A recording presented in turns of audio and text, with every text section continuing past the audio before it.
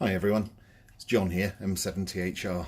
You may remember back before Christmas I did an unboxing video for this, which is the Talkpod N59A. The guys at Talkpod very kindly sent this to me after I just asked a question about when it was going to be available in the UK. And the next thing I know, I've got one of these turning up on my desk, which did make some of the guys that I speak to on Zello in the US a little bit jealous.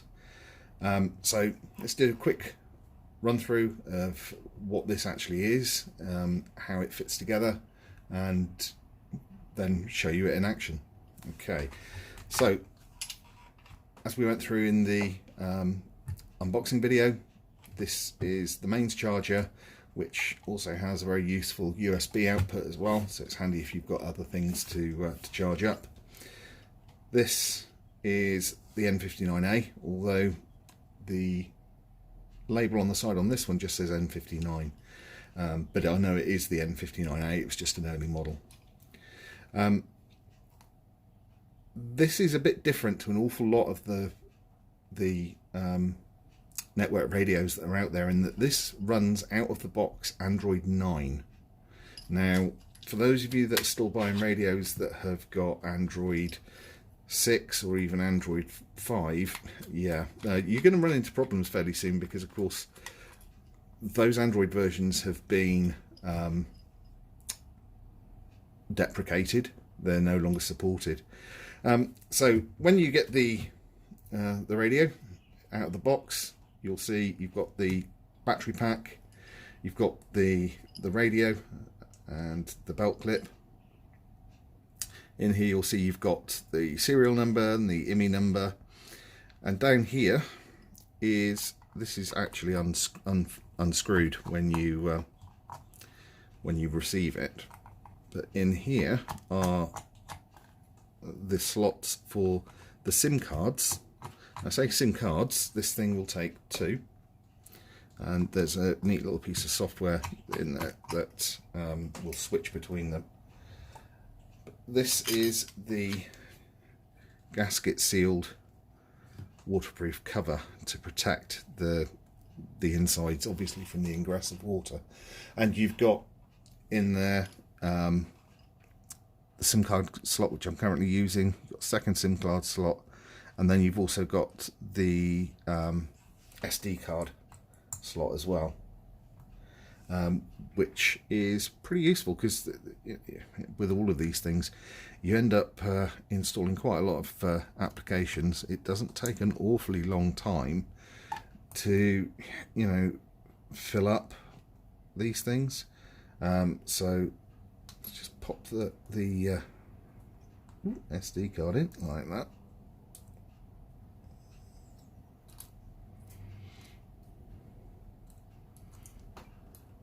My butterfingers are coming into play here.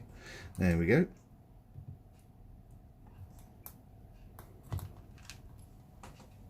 There, locked. Okay, so this will only go in one way up, because the screw holes are in different places. Pop the screws in, and we're good to go.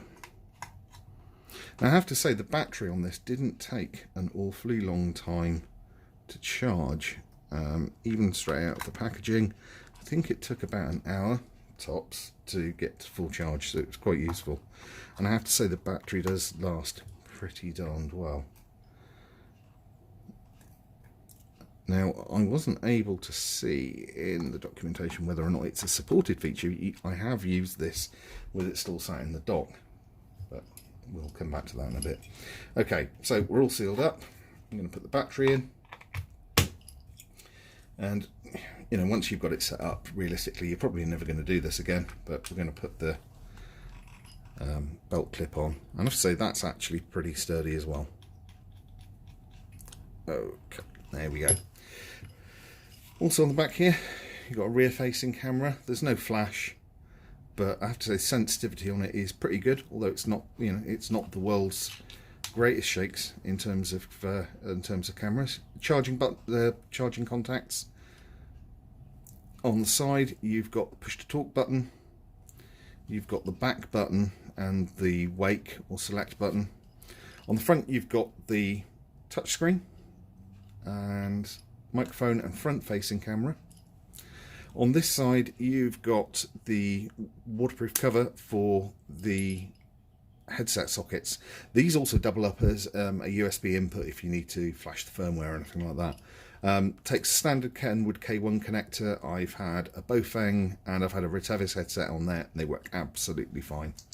Up the top we've got the antenna, which is an actual mobile signal antenna.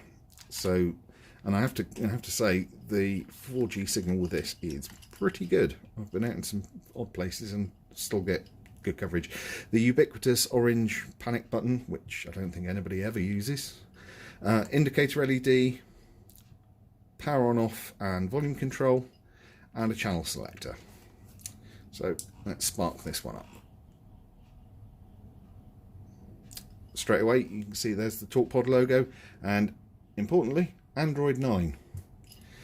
So this at least means that this is going to have a good couple of years usability in it.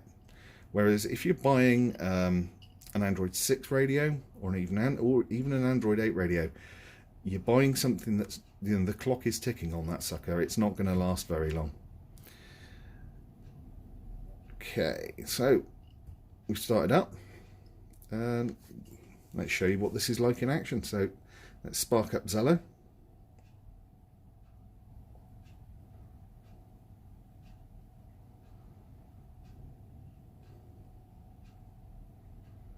Let's go into the channels.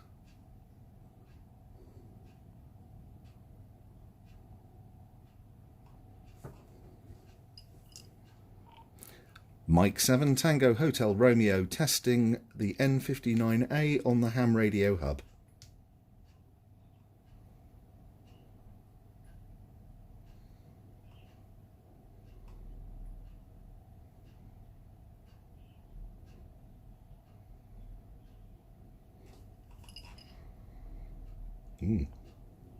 Doesn't seem to be anybody around there. This is Mike 7 Tango Hotel Romeo testing the N59A on the amateur radio hub.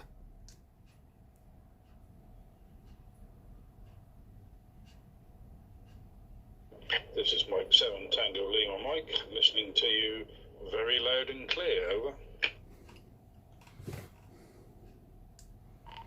M7TLM, thanks very much. Just doing a review video for the Talkpod N59A. So just wanted to give people a little taste of what the audio quality was like. So you actually are coming through very, very clear. It's really good audio. Thank you very much. I'm on a T320 south this end, going through the normal oh, what the heck? I forgot. No, I'm just going through my phone bit, over. Right, cool. Okay. Well, thanks very much, M7TLM. Hopefully I'll catch you later on. I'm going to drop out now because I need to finish this video off. So 73 for now. M7THR out.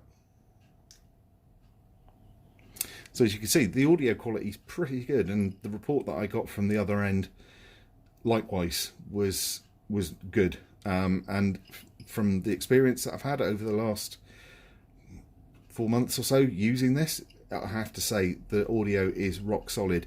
Even using a cooler headpiece, absolutely crystal clear.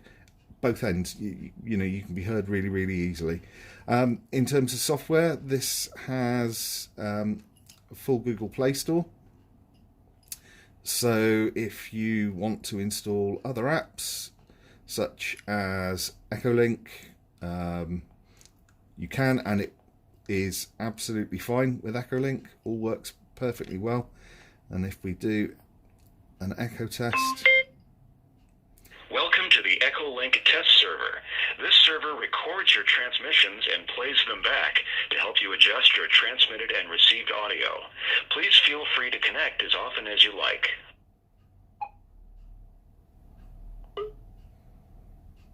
M7THR testing audio on the N59A.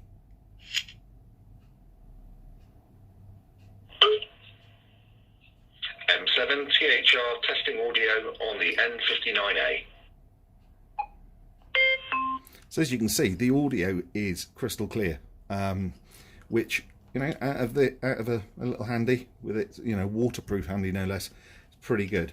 In terms of weight, it feels like a decent sized radio. It feels like a good quality radio. I mean, this thing is pretty solid. Yes, it's a plastic case, but I'm not known for being delicate, and I can be a little bit on the clumsy side sometimes, and absolutely no problems at all. We've had DV switch on here. We've had Echolink, as you've seen. We've had All-Star Link. We've had Blue DV, and all of that works really, really well. The GPS on it is very, very accurate. I use what 3 words on here for safety, and it works really, really well. So thanks again to the guys at Talkpod. If anybody's got any questions, please let me know, and if we need to, we'll perhaps go through and do another extra bit of video so people can take a look. All right, this is M7THR wrapping up.